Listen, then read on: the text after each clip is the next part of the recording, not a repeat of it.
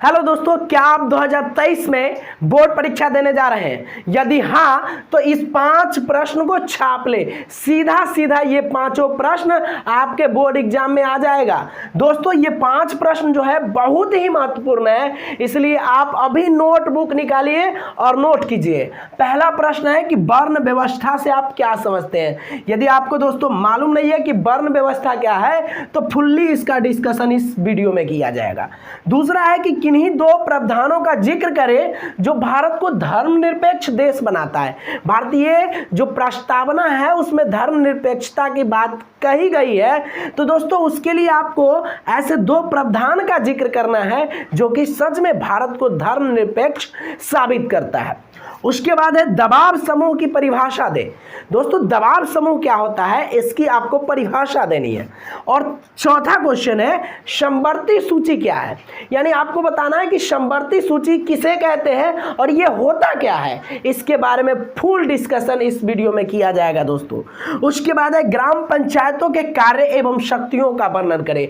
ये 5 प्रश्न है, इस 5 प्रश्न का एक एक करके हम डिस्कशन करेंगे। तो आइए हम अपने पहले प्रश्न का डिस्कशन करते हैं। दोस्तों, पहला प्रश्न है कि वर्ण व्यवस्था से आप क्या समझते हैं। तो पेशा के आधार पर सामाजिक विभाजन ही वर्ण व्यवस्था है, यानी पेशे के आधार पर, आपके कार्यों के आधार पर जब समाज में विभाजन किया जाता है तो उसी को वर्ण व्यवस्था कहते हैं। वर्ण व्यवस्था की सदस्यता खुली होती है। ऐसा क्यों कहा गया है कि वर्ण व्यवस्था की सदस्यता खुली होती है? क्योंकि आप के ऊपर है कि आप किस कार्य को करते हैं। जिस कार्य को आप करते हैं उस वर्ण के आप कहे जाएंगे। यदि आप क्षत्रिय वाला कार्य करते हैं, लड़ने का कार्य करते हैं, तो आप उस वर्ण के कहे जाएंगे, क्षत्रिय वर्ण के कहे जाएंगे।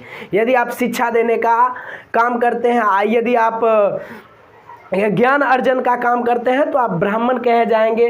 व्यक्ति का जन्म चाहे कहीं भी हो, जीवन यापन के लिए जिस पेशा को चुनते हैं, यानी व्यक्ति का जन्म कहीं भी हो, किसी भी कुल में हो, किसी भी खानदान में हो या कहीं भी हो, लेकिन जीवन यापन के लिए वो जिस पेशा को चुनते हैं वो उसी वर्ण का वह कहलाता है। यानी जैसी आपकी पेशा होगी वर्ण आपका वैसा होगा। अब आप बात करेंगे कि भारत में कितने वर्ण हैं। तो दोस्तों, भारतीय समाज को 4 वर्णों में विभाजित किया गया है। पहला ब्राह्मण, दूसरा क्षत्रिय, तीसरा वैश्य और चौथा शूद्र। भारतीय समाज को कितने भागों में विभाजित किया गया है? तो देखिए, वर्ण व्यवस्था के अनुसार पहला ब्राह्मण, दूसरा वैश्य, दूसरा क्षत्रिय हो जाएगा, तीसरा वैश्य और चौथा जो है शूद्र है। लेकिन अब देखिए, कर्मानुसार आप कह सकते हैं कि सबसे ऊपरी जाति ब्राह्मण को कहा जाता है, उसके बाद क्षत्रिय आते हैं, उसके बाद वैश्य आते हैं और सबसे आखिरी में शूद्र आते हैं। लेकिन ये पहले की अवधारणा थी और पहले ऐसा होता था, अब ये एक अवधारणा बन के ही रह गया है। दोस्तों, भारतीय संविधान में धर्मनिरपेक्ष और जाति निरपेक्षता की बात की जा रही है। तो आप किसी को यदि जाति के अनुसार बिहेव करते हैं तो फिर उसके लिए आपको भारतीय संविधान में अलग से कानून बना हुआ है, और आप जिस कैटेगरी का यदि शोषण करते हैं तो उस कैटेगरी के हिसाब से भारतीय संविधान के अनुसार आपको सजा मिलेगी। तो दोस्तों, वर्ण व्यवस्था शुरू में क्यों बनाई गई थी? कार्य को विभाजन के लिए। लेकिन अभी वो वर्ण व्यवस्था ऊंचता नीचता को प्रदर्शित करता है, तो यह हमारे समाज के लिए अभी जो है घातक साबित होता है। तो आइए दोस्तों, हम अपने दूसरे प्रश्न को देखते हैं। दूसरा प्रश्न है कि किन्हीं 2 प्रावधानों का जिक्र करें जो भारत को धर्मनिरपेक्ष देश बनाता है। यानी भारत को धर्मनिरपेक्ष 2 ऐसे प्रावधान का जिक्र करना है कि वो भारत को धर्मनिरपेक्ष देश घोषित करे। देखिए दोस्तों, भारतीय संविधान की प्रस्तावना जो है, भारतीय संविधान की प्रस्तावना में संवैधानिक संशोधन, यानी इसमें भारतीय संविधान की जो प्रस्तावना है उसमें संशोधन द्वारा भारत को धर्मनिरपेक्ष घोषित किया गया। अब दोस्तों, आप भारत के संविधान की जो प्रस्तावना है उसे पढ़िएगा या उसे देखिएगा तो आपको धर्मनिरपेक्ष शब्द एक नजर आएगा। तो ये भारत को धर्मनिरपेक्ष घोषित करता है। और दूसरी बात है कि भारत का कोई भी राष्ट्रीय धर्म नहीं है, भारत में कोई अपना स्पेशल धर्म नहीं है, यानी राष्ट्रीय धर्म नहीं है। जैसे कि पाकिस्तान में है, पाकिस्तान में इस्लाम है और अदर देशों में राष्ट्रीय धर्म है, लेकिन भारत एक धर्मनिरपेक्ष देश है। उसके बाद दूसरा रीजन देख लीजिए कि हर नागरिक को कोई भी धर्म स्वीकारने, यानी हर नागरिक अपने आधार पर धर्म स्वीकारेगा, उसको जिस धर्म में जाना है, जिस धर्म को फॉलो करना है उस धर्म को वो फॉलो कर सकता है, मानने का अधिकार है, आप जिस धर्म को मानो। उसके बाद भारतीय संविधान ये सारे अधिकार देते हैं कि हर नागरिक कोई भी धर्म स्वीकारने मानने का अधिकार भारतीय संविधान देता है। उसके बाद धर्म के आधार पर भारतीय संविधान कोई भी भेदभाव नहीं करता है। भारत के संविधान ऐसा है कि धर्म के आधार पर किसी के साथ भेदभाव नहीं करता है। दोस्तों हमारा तीसरा प्रश्न है कि दबाव समूह की परिभाषा दे, यानी आपको बताना है कि दबाव समूह क्या होता है। तो देखिए, जब किसी सामाजिक विभाजन वाले समूह को राजसत्ता में उचित पहचान अथवा साझेदारी नहीं मिल पाती तो दबाव समूह सत्ता के साझेदारी पर अप्रत्यक्ष या प्रत्यक्ष रूप से दबाव डालकर सरकारी फैसले को प्रभावित करने का प्रयास करते हैं। और सीधा सीधा इससे पहले आप लोगों ने देखा होगा कि किसान बिल आया था जो कि पास हो गया था। और देखिए किसान बिल का जमकर विरोध किसके द्वारा किया गया, तो किसान के जो दबाव समूह थे, यानी किसानों का एक संगठन था और वही संगठन क्या कर रहा था कि सरकार के नीतियों के विरुद्ध बार बार आवाज उठा रहा था और हार करके सरकार को क्या करना पड़ा, उस फैसले को वापस लेना पड़ा। तो क्या है कि फैसले को प्रभावित करते हैं।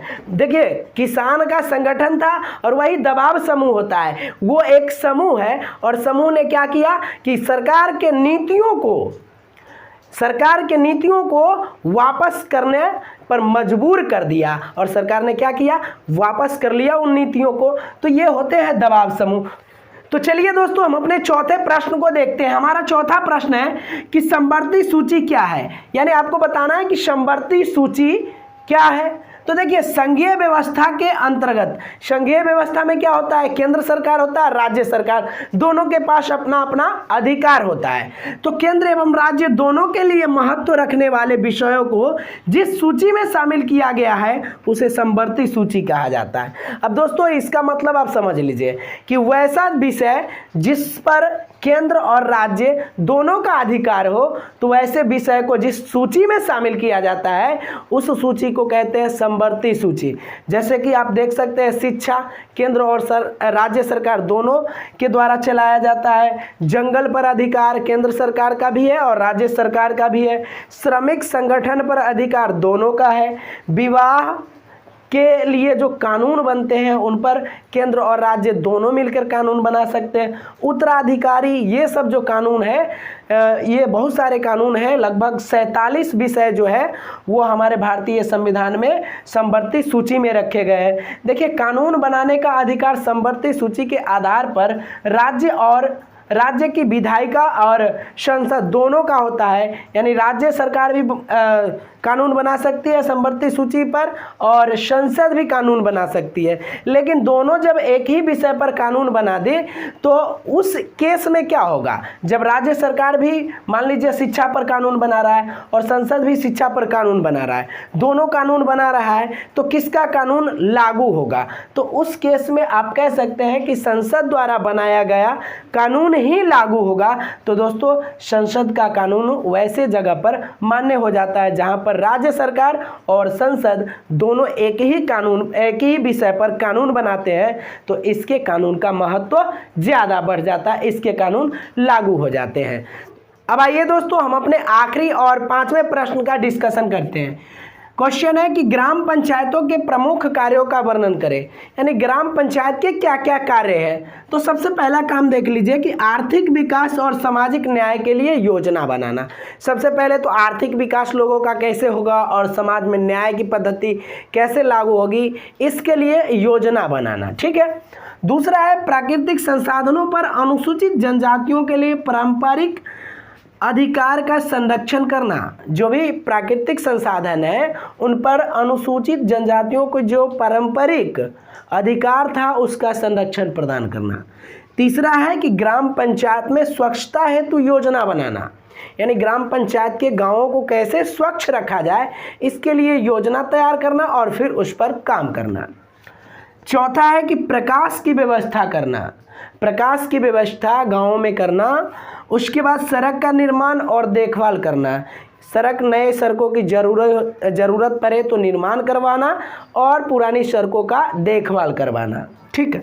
जलाशयों की सफाई करना, कुआं हो या तालाब हो जिससे हमें जल की प्राप्ति होती है वैसे जगहों की साफ सफाई करवाना। सार्वजनिक भूमि को सुरक्षित रखना, कोई भी आपके ग्राम पंचायत में सार्वजनिक भूमि है जिस पर कोई ऐसे असामाजिक तत्व है उस पर अधिकार कर लिया है तो उसे भी सुरक्षित रखना ग्राम पंचायत का कार्य ही है। जन्म मृत्यु का लेखा जोखा रखना, जन्म और मृत्यु का लेखा जोखा ग्राम पंचायत का कार्य है। बीमारियों से रोकथाम का उपाय करना, यानी जो भी बीमारी है उससे रोकथाम का उपाय करना ग्राम पंचायत का कार्य है। जैसे कोविड के वक्त आप लोगों ने देखा था कि ग्राम पंचायत अपने सिरे से किस तरह से लोगों को बचाव के उपाय कर रहे थे। उसके बाद शमशानों और कब्रिस्तानों का देखभाल करना, शमशान की चारदीवारी आप लोगों ने देखा ही होगा, कब्रिस्तान की चारदीवारी, तो ये सारे के सारे कार्य जो है ग्राम पंचायत के कार्य हैं। दोस्तों ये 5 प्रश्न थे, आप इसे नोट जरूर कर लीजिएगा, ये सीधे सीधे आपके एग्जाम में आ जाएंगे। तो दोस्तों यदि आपको ये वीडियो अच्छा लगा तो इस वीडियो को एक लाइक और साथ में हमारे YouTube channel Naval study centre को सब्सक्राइब जरूर कर लीजिएगा। जय हिंद, जय भारत।